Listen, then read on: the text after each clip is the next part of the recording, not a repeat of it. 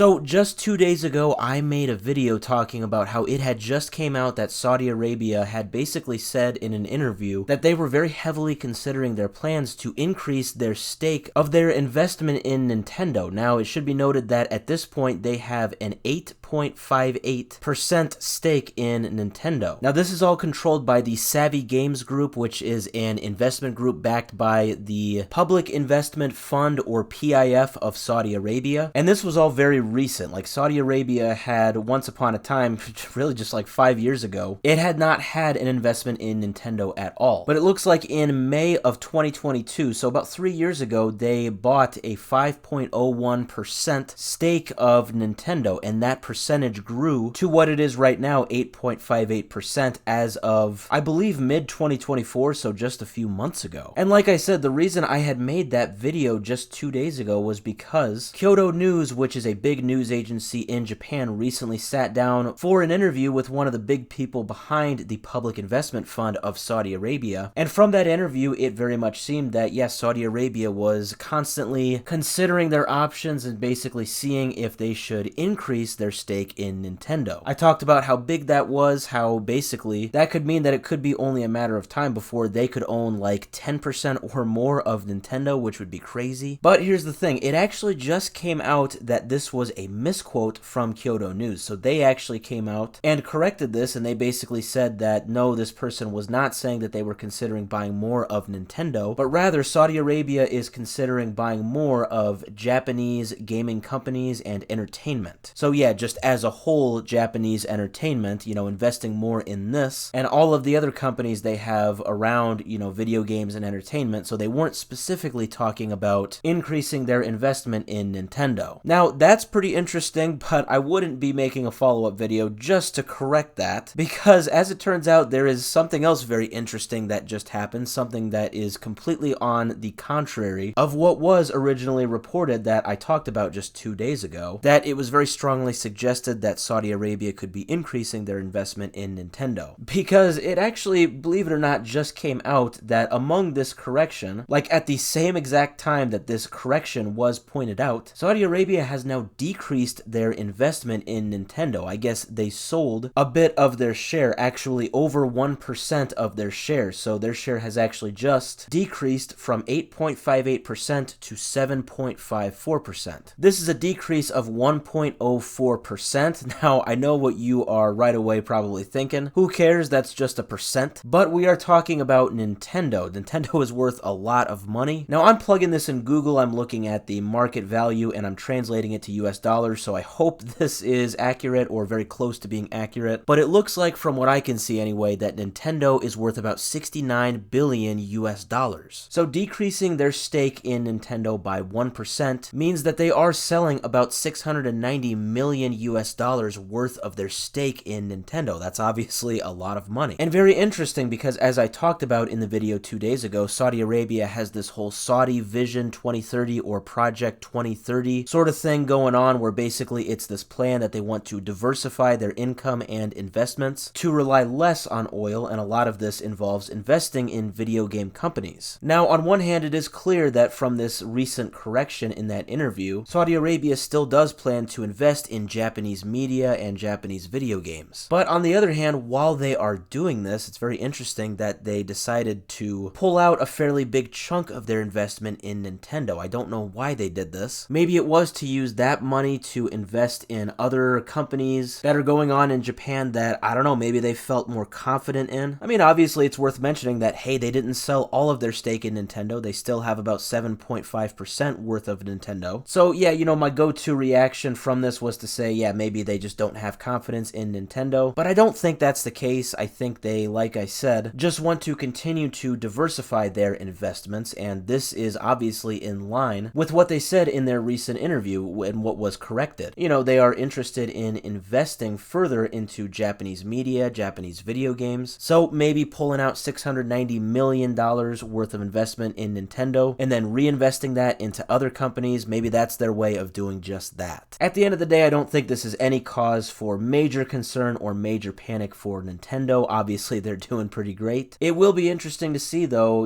if this does actually happen, and investment in other Japanese media and Japanese companies. What are these investments by Saudi Arabia into these companies? What are they going to be? What are these companies that Saudi Arabia might be interested in from Japan? What are those companies? And if they are maybe smaller video game companies, what is their future going to look like? If this is the grand plan from Saudi Arabia, obviously they have a lot of confidence in them.